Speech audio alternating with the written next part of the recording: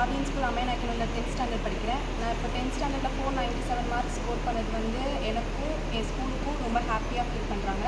நான் எல்கேஜிலேருந்து இங்கே தான் படிக்கிறேன்.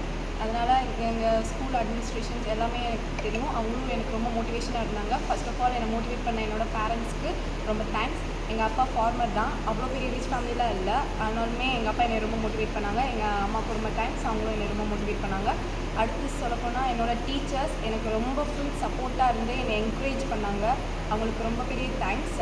அவங்களோட மோட்டிவேஷன் இல்லைன்னா இவ்வளோ பெரிய ஸ்கோர் என்னால் அச்சீவ் பண்ணியிருக்க முடியாது. அவங்க 11th 12thலேயும் நான் கண்டிப்பாக இந்த மாதிரி ஸ்டேட் ஃபர்ஸ்ட் எடுப்பேன். அதுக்கு என்னோடய டீச்சர் சப்போர்ட் எனக்கு எப்பயுமே இருக்கும். அது மட்டும் இல்லாமல் என் ஃப்ரெண்ட்ஸும் என்னை ரொம்ப மோட்டிவேட் பண்ணாங்க. அவங்களுக்கு ரொம்ப பெரிய தேங்க்ஸ்.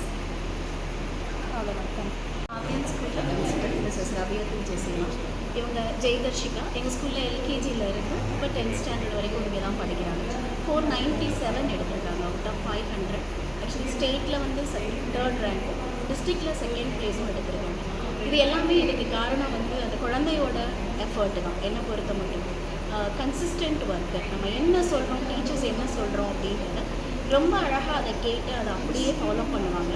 ஸோ நான் ஒரு பிரின்சிபலாக எல்லா குழந்தைங்களுக்கும் சொல்கிற ஒரே ஒரு விஷயம் தான், பேரண்ட்ஸ் சொல்கிறதையும் கேளுங்க. அதை விட ரொம்ப முக்கியமாக டீச்சர்ஸ் என்ன சொல்கிறாங்க அப்படின்றத கேட்டு அதை கரெக்டாக ஃபாலோ பண்ணுங்க. இந்த குழந்தையோட அச்சீவ்மெண்ட்டுக்கு என்னை பொறுத்த மட்டுக்கும் ரொம்ப முக்கியமான எஃபர்ட் அப்படின்னா, நம்ம என்ன சொல்கிறோமோ அதை அந்த குழந்தை கரெக்டாக ஃபாலோ பண்ணாங்க. நான் எங்கே என்னோட மார்க்கை விட்டேன், சின்ன சின்ன டெஸ்ட்டில் கூட அவங்க அந்த சின்ன சின்ன எஃபர்ட் எடுத்தாங்க.